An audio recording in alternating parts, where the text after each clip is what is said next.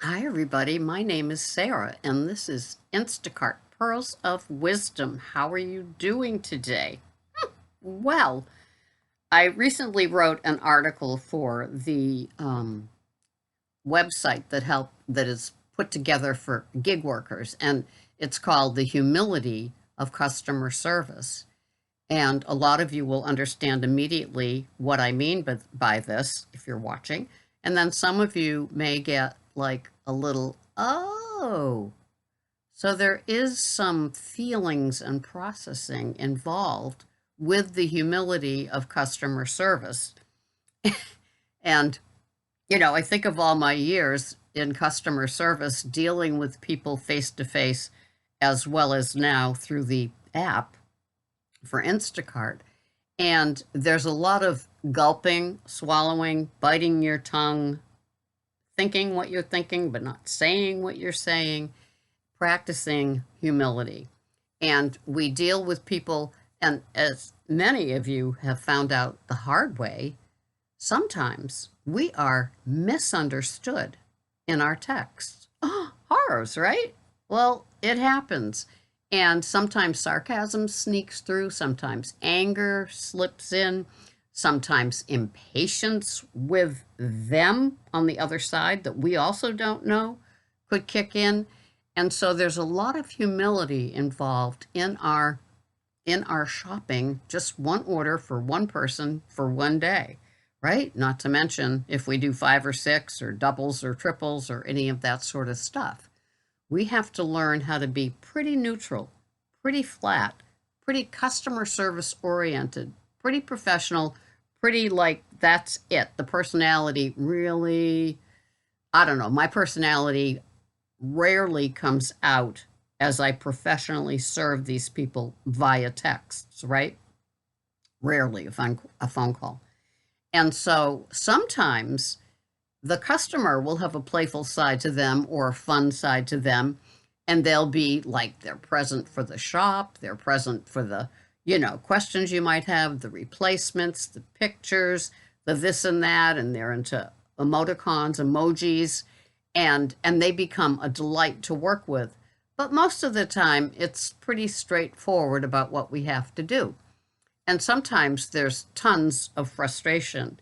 And thank goodness they can't read our minds, right?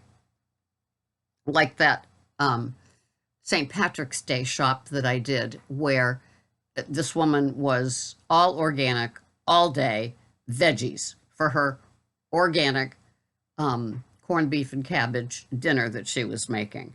And of course, shopping on St. Patrick's Day for these, they're not obscure, but it's not like they have a bunch of them either, like white organic turnips with the stem on them still. Yeah, that sort of stuff. And so even before I left produce, and don't you just love when you're done in produce? I love doing produce for people because that's what I can be my real Goldilocks and just shop as if it's for me. And, you have all these items, and it's like you finish, and it's like when you start, there's like 51 items in the shop. And when you finish doing produce, there's like 30 left. You've done like 21 things of limes and lemons and baby arugula and mini cucumbers and all that kind of stuff. It feels so good. It's like, wow, I just did half of the order. Now to deli and watch how slow can they move. But I digress. I digress a lot.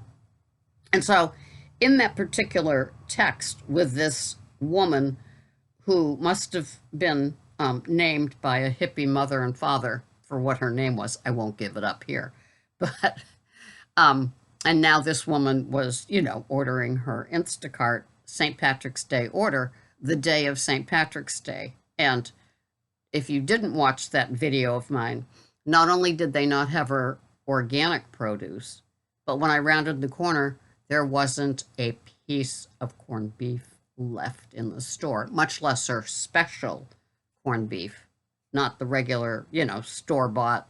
Here it is. You eat, what do you want, red or gray, right? No, this was a very special name brand that she had to have.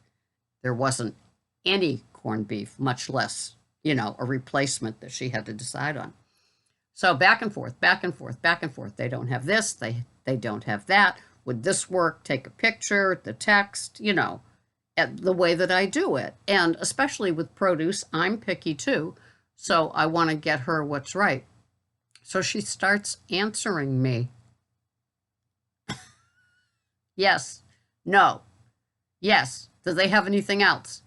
And I ask her what the answers are to, so I can get it's verified, it's clarified, so I can just go either complete what that item is or have to give her a refund. And she answers me as snarkily as she can, saying, I'm answering it in the order you asked it.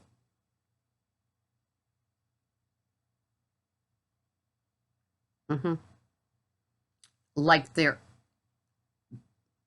if there was a swear jar right over there, I could buy the bar a round of drinks with what went through my head. But I had to answer her in a nice, professional way. She got a lot of things refunded. So by the time I rounded the corner and there was no corned beef, I was able to call Instacart shopper support. And that person agreed with me. They paid me for the shopping experience. And they said that maybe she'd be better off shopping at a different time. It's like, yes, I'm sure she loved getting that text, because if she wasn't getting it at 8 in the morning for the day of the St. Patrick's Day holiday, needing to cook corned beef and cabbage, getting it 2 days from now wasn't going to work either.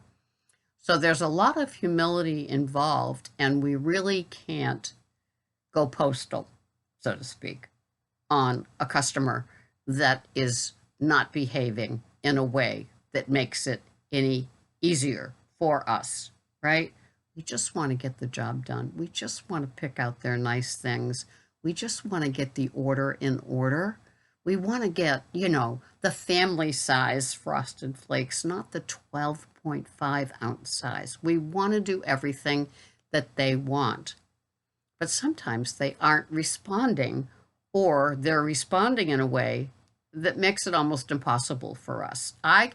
If I hung with that white organic turnip lady, can you imagine me going back to like the 15 questions I asked her about all the specific organic produce she was looking for, and tried to figure out what the yes or the no or could she be more witchy? I don't think so. So, they say in the 12-step programs, refrain from tongue and pen. Yes, that's what is humility, right? In our gig world of shopping for somebody. So even though we're with this person and we haven't even left produce, much less gotten to deli, or we put the order in the deli and it's 25 minutes later and they still haven't called out your name or number, because that's the deli, right? Oh, don't you, the deli. Don't get me started. So anyway, having humility with people is a level of professionalism for customer service that is just such a great place to work towards and get to. Because once you get there, the verbiage and how you do it, it just becomes a job. It's no longer, you versus them, and they're doing this to me, and they're wrecking my day, and I'm going to go home and eat a half gallon of, Turkey Hill at them. It doesn't become that anymore. It becomes this professional job. You've got a tricky customer. You want to please them. You want to get through this. And that is all you have to do. You take the me out of that. You take the I out of that. You take the feelings out of that. And you just practice humility with these people. And if that person's giving you a hard time and you've left the deli and the produce and you're almost at the dairy, and then they start saying, okay, I'll take the Olivia's bigger size if that's the only size they have of the baby spinach. Of course, by the time you get back there, it could be gone because there's only one clamshell of it left, right? So it's swallowing hard, biting your tongue. Do not text snotty responses. Just know that this is a difficult customer, that we all get them. We all get them, unless you're lucky and, it hasn't happened to you. Maybe it will one day, and this video can help you. Gulp, swallow hard, and just proceed as if you're a bot, right? And it's just you want to get the job done with the least amount of damage to your psyche, to your esteem, to your, having a bad day. Just think of Clint Eastwood and how dynamic he is. And so that's how I'm suggesting you handle it. There's humility involved in it. And if any of you have ever been humiliated by somebody in public, although the words are spelled a lot alike, it's a totally different thing. So humility in customer service is a great practice, and I'm working towards it every day.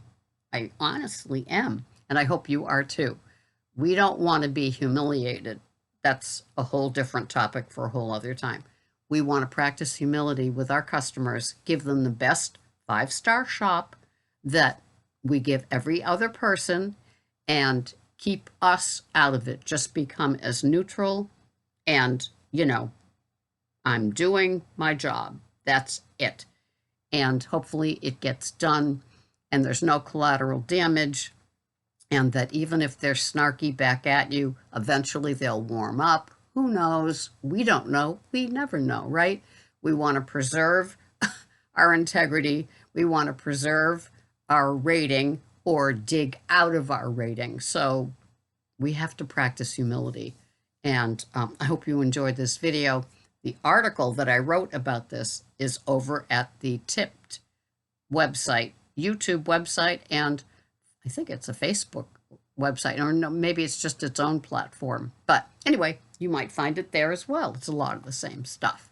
Thank you so much for being here. This has been Sarah, Instacart Pearls of Wisdom. Have a grand day. Make a grand. Thank you for watching. Bye-bye for now.